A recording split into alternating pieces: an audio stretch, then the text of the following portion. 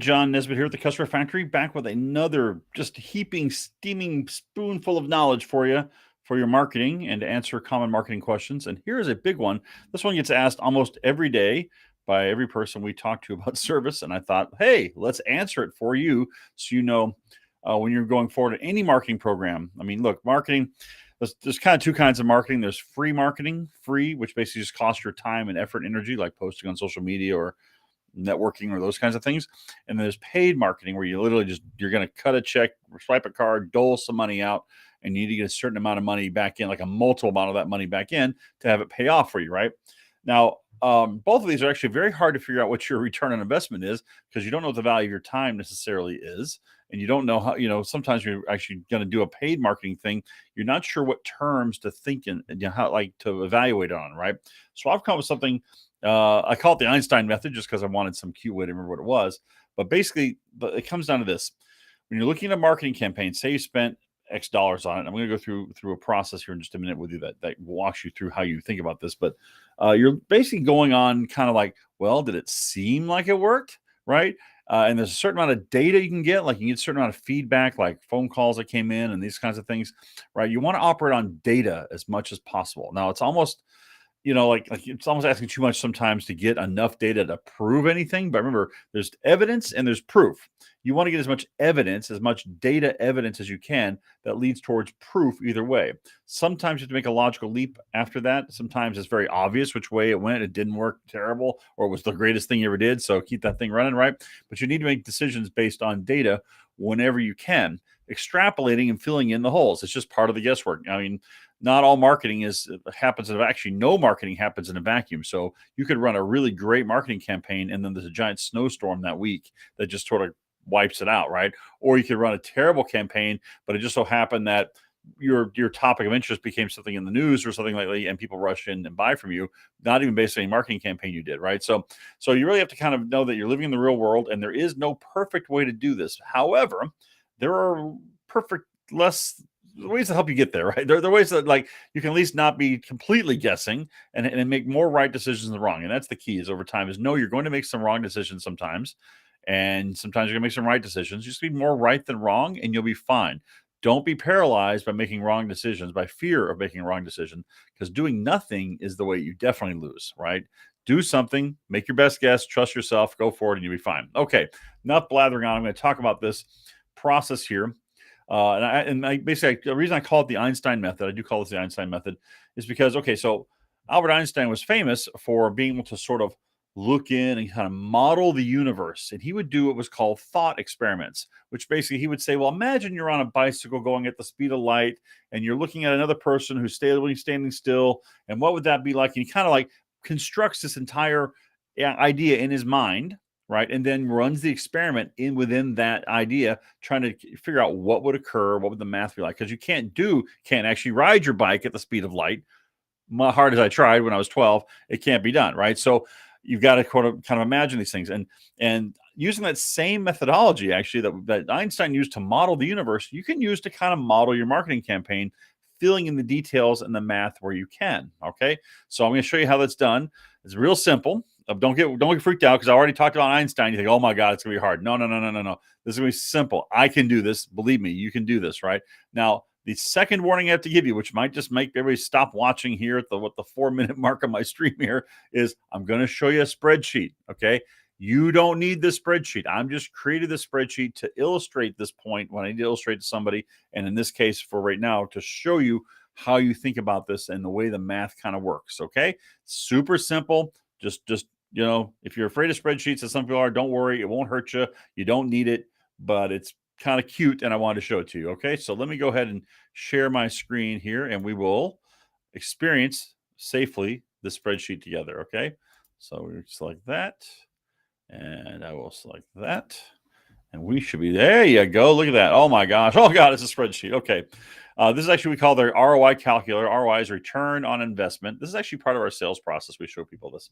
So what you do is before you run a marketing campaign, you're gonna look at some scenarios, some mental universe thought experiment scenarios, and figure out if this might work out for you. And this is the spreadsheet. This is that kind of walks you through it. But you can get the idea. You can do this with a piece of paper and a pen and just think about it, right? So let's look at this. The first thing we do is say, all right, um, let's look at a couple numbers like your case value. Now, for practice, you can say, okay, what's your average case value? What's the value of that patient, say, in the first 90 days or first 60 days or in the first visit, right? 2,500 might be one. That's sort of an average we use in here for a lot of our guys, but it could be 1,500. It could be 4,500. It could be whatever the number is. So let's leave it at 2,500 as a normal thing, okay? And let's assume that, say, with Facebook marketing, generally it works out that the leads cost a certain amount of dollars per advertising. You get a certain number of leads per advertising spend. So we spend $40 on ads, you're going to get one per day, right? If you spend $75 a day, you'll probably get two appointment requests per day, right? So let's assume that you're doing that. You're doing 2 appointment requests per day, and you're spending your average spend. Actually, I think the math down here is done based on one per day. So let's say you do that $50 per day or $40 per day ad spend, right? So you're going to generate generally 30 appointment requests. Okay. Now, this is a big moving number on appointment requests. All appointment requests are not equal to each other. Some have higher quality, some have lower quality. You could have one appointment request says, come to my office for a free beer and hot dogs, and you got a whole bunch of appointment requests that aren't worth anything. Or you can have an appointment request which says you must prepay $1,000 before you can do the appointment. You got a lot fewer appointment requests, right? And the quality is very high. So just going with an average offer, average quality kind of thing. Let's do this. Next, you have to look at what percentage of those guys will become patients, right? Now, 25 I consider to be a very low number. We've got one client who does 86% of his appointment requests actually become paid patients. That's pretty good. He is by far, though, the best in our network. So you're not going to get that. So let's say you do half of that. No, let's say 40. So let's say you do 30%, right? Okay. So 30% means you get 9 new patients, right, at $2,500 each. And that's the gross revenue per month from that spend, right? So using kind of a low-level spend and a very poor patient rate here, and a medium kind of case value gets you that number. And if you annualize that, basically times 12, that becomes that. So no, not bad, right? Now that's the happy side of the ledger. Let's look at the cost side of the ledger, right? So we come down and say, okay, so you're spending at $50 a day, you're spending $1,500 on the ads. For our company, it's a $2,000 ad spend. If you're doing this for yourself, you don't have this in here. You can just wipe that out, right? And your numbers get a lot better. If you can get the same results, God bless you. But it takes us all day, every day, working hard to do it because maybe we're just thick that way. All right. But say you are paying someone like us, then your total investment per month is $3,500. That means over here, your monthly revenue is $22,500. Your monthly investment is $3,500, meaning a monthly return on investment. How much did you make above and beyond what you spend is $19,000. Now, that's not your profit because you still have to deliver and you got to pay rent, you have a staff, right? But that gives you an idea of how to think about it. So first, the happy side, how much could we make? And you can play with these numbers. Say, well, say I do just a little bit better and I get to 40% show up rate, right? Oh, wow, look how much that makes the monthly ROI jump, right? And say we actually spent more budget on it, right? And say we actually spent twice as much budget and we got 60 of these, right? And of course, down here, it's going to cost twice as much. So let's make that $3,000 in ad spend, right? But look at your number, your ROI number, okay? Okay, so real life is not a spreadsheet, and this will never happen exactly this way because, life. But you're just trying to get a modeled idea. Now, if you were doing the marketing on this and it was the numbers, say you're going to run something else, you're going to run a newspaper ad. You go, well, the newspaper ad is going to cost me, $5,000, say. Or say the newspaper is going to cost you $2,000. Okay. So let's make your overall cost down here $2,000. Okay. And in order to make money with this, let's see, do I make money at 5 appointment requests? Yeah, I do. So even if only 5 people, you get 2 guys for $2,500, you make $5,000, you spend $2,000, you get $5,000, you made $3,000 in profit. Oh, okay.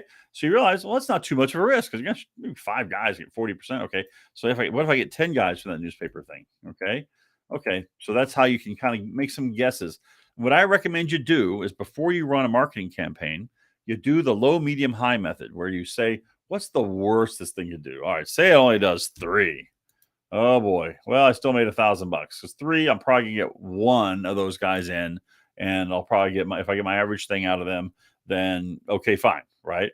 And then you do high. You say, okay, what if this thing just kicks butt and I get like 45 off of this thing, right? And now I get 40% and da da da da. This looks great. Okay. So then pick something kind of in the middle. All right. How about say it's 22? Just picking a number in there. Okay, good. So while this will never happen, I mean, you're never going to have a perfect line like this. It's giving you an idea of what your margin of error is. So if you're spending $2,000 on any kind of ad campaign, you know, and you say, well, if it's going to get me, 5 people, 5 appointment requests, not 5 patients, then I can probably make 2 of those into patients. On average, there'll be this.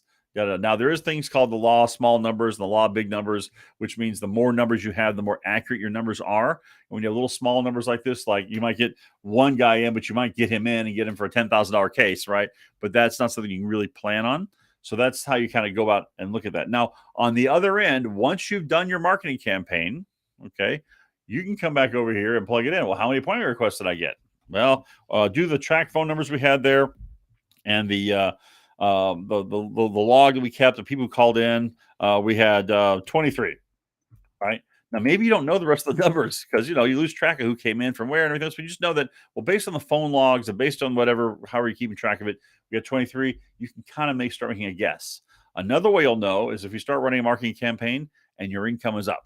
You'll know, hey, believe me, when income is up, right? So you'll know the income is up. Here's the thing. If you run a marketing campaign last month and your income is up this month, but you can't prove it was the marketing campaign that did it, don't mess around. Keep it in place. Now, if the numbers go back down the following month and you kept the marketing campaign going, then you know it wasn't the marketing campaign. But it's weird. Sometimes, like for example, when you run a Facebook marketing campaign, what you see are the leads. You see the appointment requests, the 10 or 20 guys who come in who are appointment requests. What you don't see are the 10,000 people who saw your name on Facebook who didn't click, right? And that's the ones that you want to, maybe those are the guys who all came in the front door and became this big success for you that next month. So if you run any marketing campaign and the numbers rise, don't change anything until you prove what did it. Because you cut it off and the numbers drop, well, then you still don't worry you're sure. So you run it again, the numbers go up, you're not really sure. Anyway, don't mess around. If the numbers go up, keep doing the same thing and maybe add to it and see if it goes up even more. Okay. So, that's what I'm just giving you here is not I'm sure there's a more scientific way to do it, but I'm just telling you, here's the down and dirty way you do it. What I just told you in this video, maybe you have to go back and watch the stream again, but I do try to cover it very simply here, is do use math, though. Use some numbers, use some sort of process by which you figure it out. Even if it's an imperfect process, even if it's not exactly right. Look, I'm a marketing pro. I've been doing this for years and years, and there's no such thing as a perfect tracking system. It doesn't exist where you absolutely know for sure every time. But if you're paying attention with enough math, you can be pretty certain. You say, hey, look, here's a list of patients that came in. Here's a list of all the appointment requests we got from that marketing campaign. Add up the math. Yes, it worked. Huzzah, right? You've now got proof. Most of the time, you're stuck with evidence. And that's okay, because evidence usually gets you the right direction anyway. You rarely get wrong evidence, okay? So there you go. Hopefully that you find that useful. And by the way, if you would like to see what it's like to get, that spreadsheet, if you'd like to put like 16 appointment requests in there, or 40 or 35, or 15, 20, 30 new patients a month, hey, we can do that. That's what we do here. The logo behind me, the Customer Factory. So if you want to check us out and see what kind of service we might do for you, we're not the cheapest, but we take it away, make all the pain go away. We run the ads, we train your staff on how to get the person to show up ready, eager, and predisposed to buy. We know how to control quality and quantity when it comes to marketing. So give us a shot over there, right? You can see the little up on the screen there, thecustomerfactory.com. And we are the marketing agency $1 million practice owners recommend, because we've made a lot of people a lot of money. Anyway, that's not why we do it, but it's not a bad thing, is it? Right? Okay. Anyway, so hopefully that all makes sense, and I will see you in the next video.